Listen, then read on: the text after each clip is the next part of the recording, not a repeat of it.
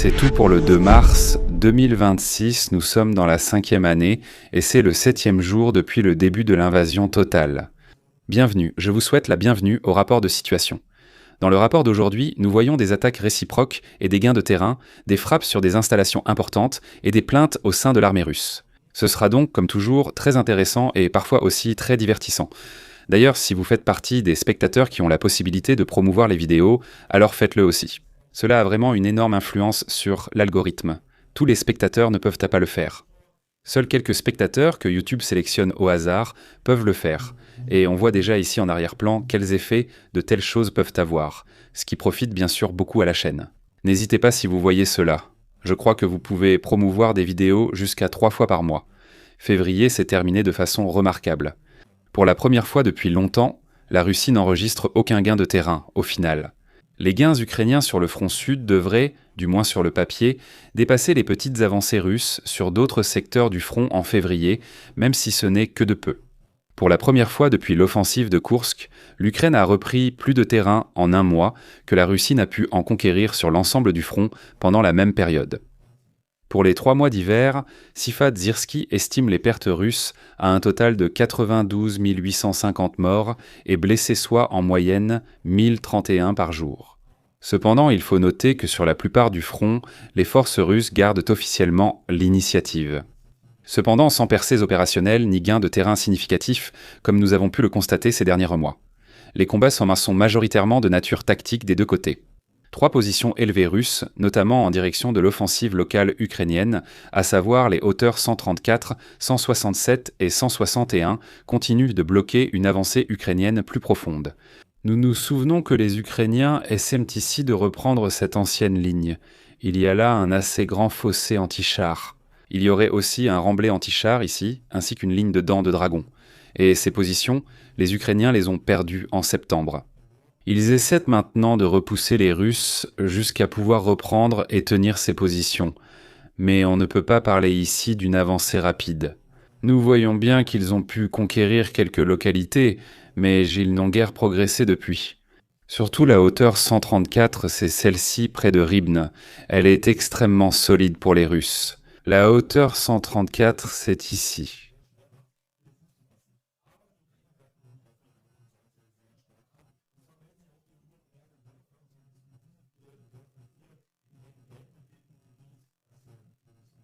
La hauteur 134, c'est celle-ci, ici à Ribne.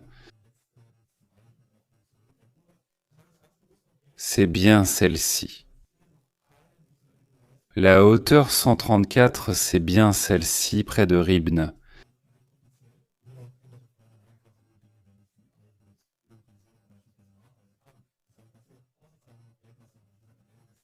Nous aurons probablement demain, au plus tard après-demain, les géolocalisations dans ces localités, si cela s'est produit là-bas.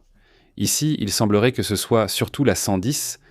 La brigade mécanisée a effectué la majeure partie du travail. Comme je l'ai dit, la 95e attaque la colline par le côté nord-est. Les lignes de défense russes sont principalement orientées vers le nord-est, pendant que la 110e, la brigade attaque ici plus ou moins par l'arrière, et en plus près d'un plan d'eau. Alors qu'il confirme que les Ukrainiens ont pu prendre pied ici, nous voyons ici une petite tentative de contournement des deux localités. Et vous savez ce qui suit lorsque la hauteur 134 a été conquise. Car si cette hauteur est sous contrôle ukrainien, cela ouvre la voie vers Ouzbenivka. Ouzbenivka est en quelque sorte la porte d'entrée des anciennes positions. Du côté russe, l'armée présente en Ukraine occupée est composée de soldats professionnels, de volontaires qu'on appelle aussi soldats sous contrat et de forces mobilisées.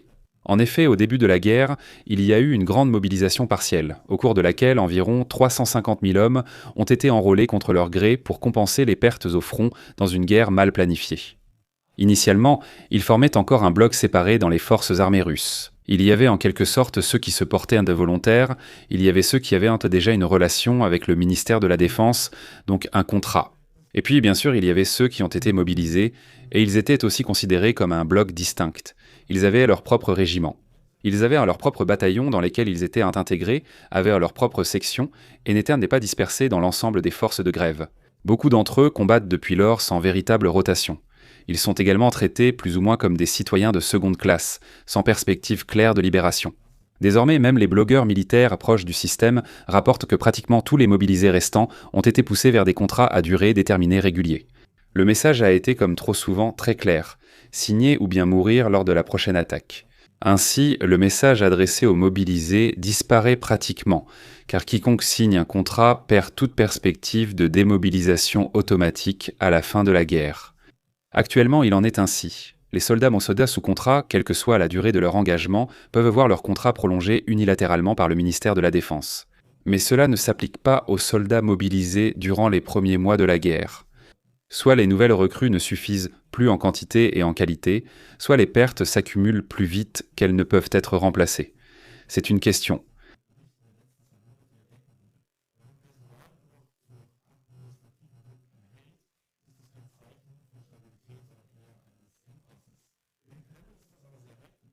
Les pertes s'accumulent.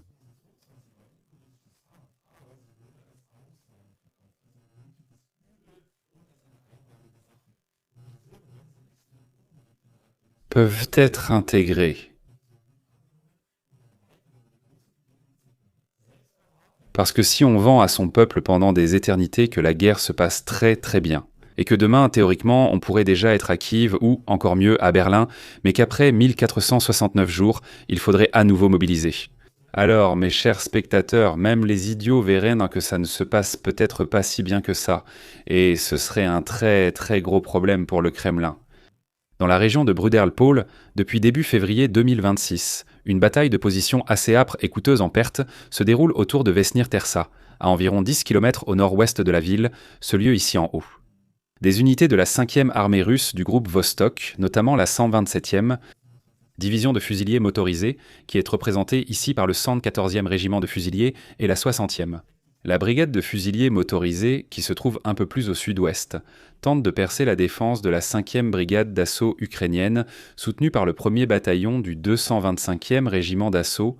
L'endroit n'est évidemment pas un point chaud choisi au hasard. Il fait partie du système de défense ukrainien, le long de la rivière, et sécurise les routes d'approvisionnement situées au nord. Ce sont précisément les principaux axes d'approvisionnement arrière du 20e corps, près de Bruderl-Pol. Le développement a débuté très tôt. Dès septembre 2022, les premières fortifications de campagne ont été installées. Au printemps 2024, des points d'appui renforcés ont été construits dans la région de Krenichne et au nord-est. Au sud de la localité, un fossé anti-char continu a été creusé jusqu'à la lisière nord de Chelene, comme visible sur la carte. Il fut ensuite renforcé par des dents de dragon et des obstacles en fil de fer.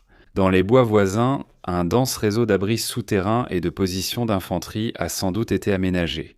Mais l'offensive russe a commencé par la prise de Svatiopetrivka. C'est la localité ici en haut, sur le front est, juste au sud de la section ukrainienne du fossé anti-char, qui s'étend exactement ici. Auparavant, il y avait eu des frappes aériennes massives avec des bombes planantes, des tirs intensifs de canons, des tirs de roquettes et d'artillerie, ainsi que l'utilisation de systèmes TOS avec des munitions thermobariques. Ce soutien d'artillerie accompagne encore aujourd'hui les attaques. Les combats se concentrent en fait sur deux axes. Au nord, dans la zone de la côte 153, le 114e régiment de fusiliers motorisés attaque. Au sud, des forces du 60e tentent d'avancer. La brigade progresse progressivement vers l'ouest le long de la vallée et repousse les unités du 225e régiment d'assaut. Au cours des derniers jours, le village de Irke est tombé aux mains des Russes, comme nous pouvons également le voir ici sur la carte. Nous avons aussi des véhicules russes indiqués par les épingles bleues. Le combat a clairement le caractère d'une guerre d'usure. Malgré une forte densité de feu et des attaques continues, les gains de terrain sont limités et âprement disputés. Ici se trouve un point d'appui fortifié, conçu pour la défense. En conséquence, la tentative de percer ces positions progresse lentement et avec de lourdes pertes. Une fin rapide des combats n'est pas attendue, rappelant la situation inverse de celle des Ukrainiens citée plus tôt. À Novorossiysk, plusieurs explosions sur la mer Noire ont déclenché un incendie dans un terminal pétrolier, touchant aussi des infrastructures portuaires. Des chaînes russes signalent la présence de drones ukrainiens actifs dans la région et confirment des vols correspondants. La vidéo montre aussi un impact. Novorossiysk n'est pas un port ordinaire, mais un point névralgique pour les exportations d'énergie russe et les opérations militaires et logistiques en mer Noire. Les combats en Iran font monter les prix du pétrole, ce qui profite à la Russie. Nous verrons donc probablement bientôt plus d'attaques ukrainiennes contre des installations pétrolières. Ces frappes ont un double impact. Elles perturbent le transbordement du pétrole et mettent sous pression les infrastructures portuaires et d'approvisionnement. Restons sur le même port. Sur les images satellites du 11.02, on distingue encore clairement les barrières que les Russes ont érigées après l'attaque d'un sous-marin de la classe Kilo par un drone sous-marin. Mais sur les images du 28.02, ces barrières ont complètement disparu. La surface de l'eau devant la section concernée du port est à nouveau dégagée. Ces barrières flottantes visent principalement à gêner les attaques de drones maritimes contre navires, postes d'amarrage ou infrastructures critiques comme les terminaux pétroliers. Leur retrait peut avoir différentes raisons. Réorganisation de la sécurité, déplacement des navires vers d'autres sites, problèmes techniques ou simplement l'évaluation que la menace immédiate est moins importante qu'on ne le pensait. Merci aux abonnés, membres, à l'équipe Algo, ainsi qu'au lieutenant-colonel Rennecke, Silla, Dietrich, Freddy et Mayhofer. Abonnez-vous, likez et commentez. À bientôt pour le prochain rapport quotidien.